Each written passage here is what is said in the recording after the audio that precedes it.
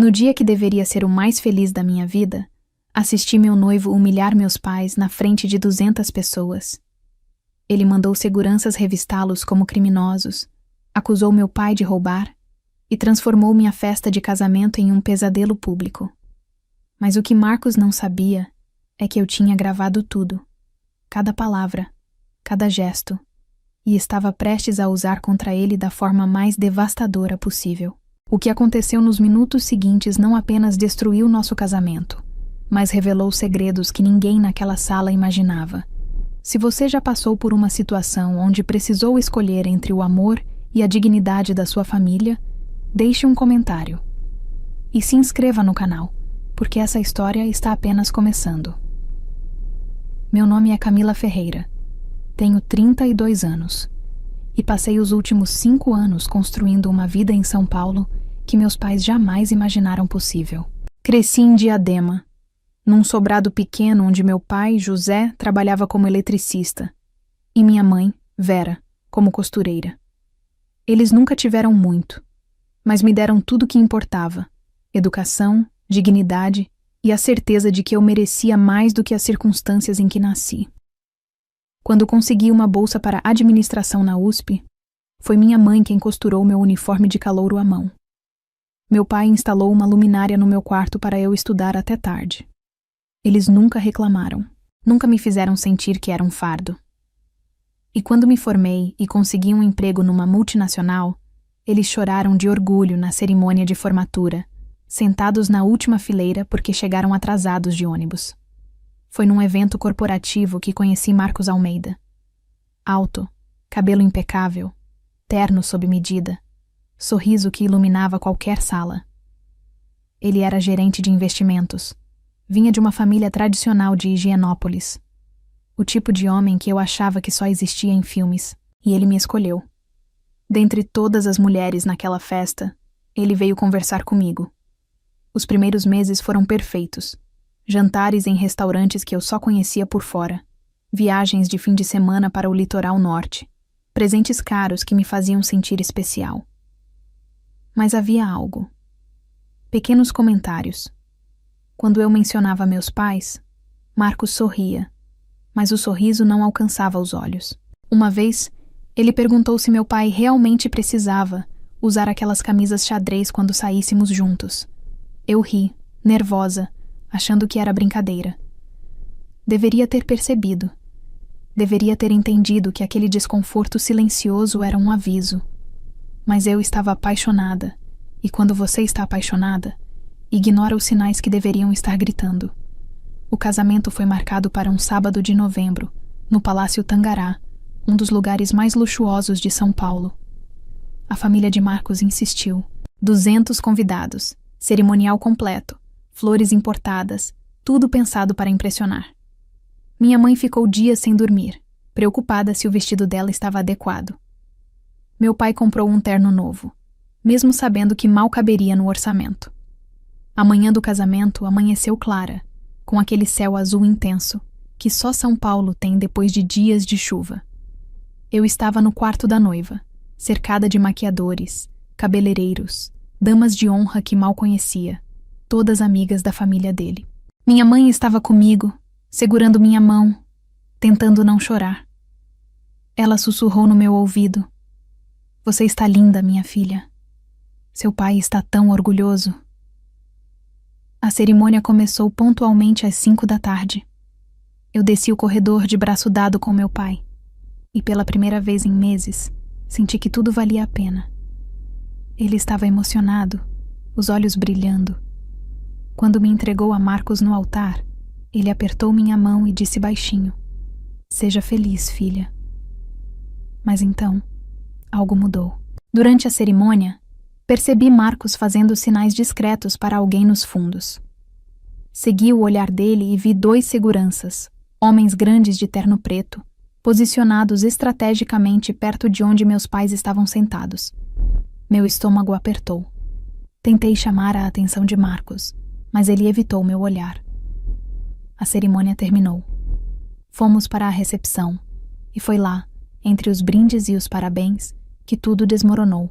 Eu estava conversando com uma tia de Marcos quando ouvi vozes altas perto do salão. Virei-me e vi meu pai, de pé, cercado pelos 2 seguranças. Minha mãe estava ao lado dele, pálida, as mãos tremendo.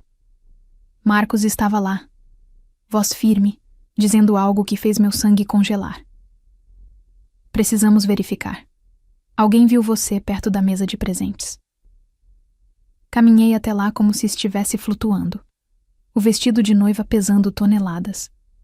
200 pessoas nos observavam, sussurros se espalhando como fogo. Meu pai tinha o rosto vermelho, não de raiva, mas de humilhação pura. Minha mãe chorava em silêncio, tentando se fazer pequena. Marcos, o que está acontecendo? Minha voz saiu mais firme do que eu esperava.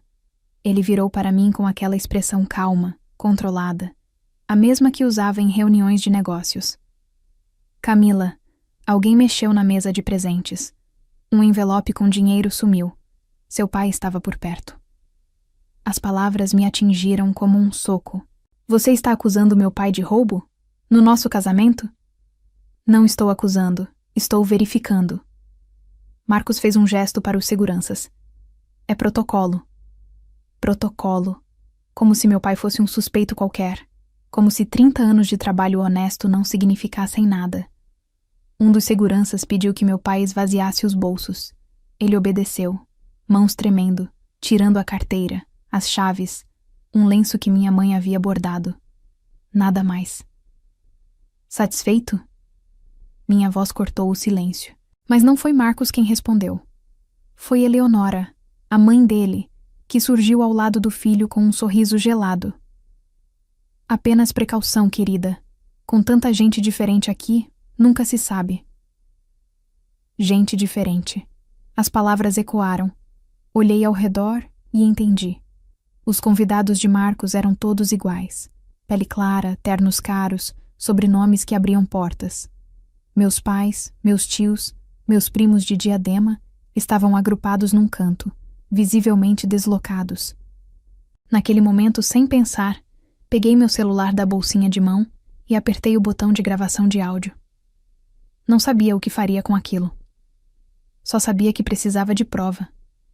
Porque algo dentro de mim já estava se quebrando, e eu precisava lembrar que isso tinha acontecido de verdade. A festa continuou, mas eu não estava mais lá. Fisicamente presente, mentalmente destroçada. Sorri para fotos. Cortei o bolo. Dancei a valsa.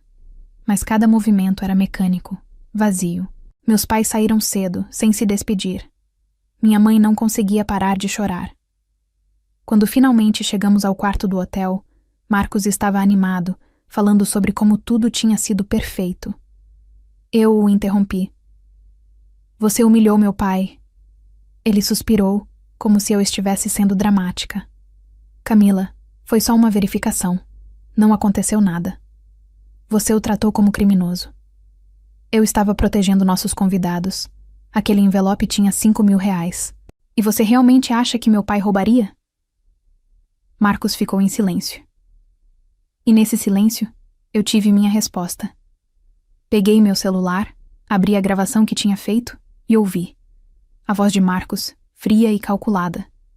A voz de Eleonora, cheia de desprezo. E então, ouvi algo que não tinha percebido na hora. Uma frase sussurrada entre Marcos e a mãe dele.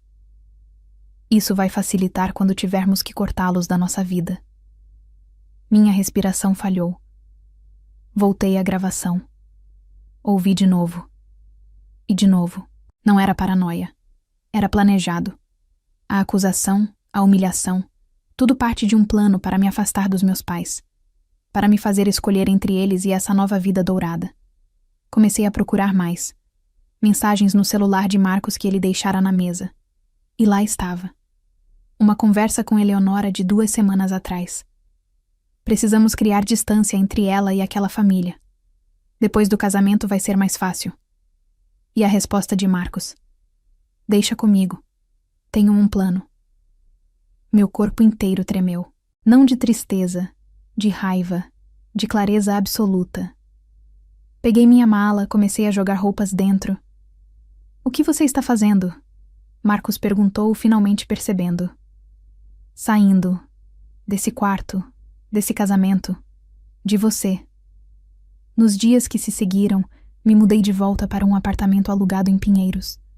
Não voltei para a casa dos meus pais porque não queria que eles vissem o quanto eu estava destruída.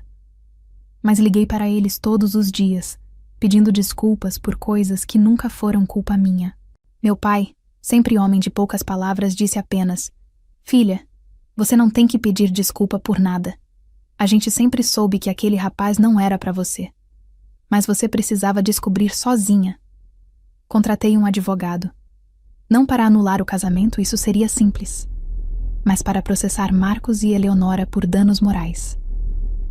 Apresentei as gravações, as mensagens, testemunhas que viram a humilhação. O advogado sorriu quando ouviu tudo. Esse caso é sólido, muito sólido. A família Almeida ofereceu acordo. R$ 200.000 para eu assinar um termo de confidencialidade e esquecer tudo. Recusei. Não era sobre dinheiro. Era sobre dignidade. Era sobre olhar meus pais nos olhos e dizer que eu os defendi. O processo durou 8 meses. No final, ganhei.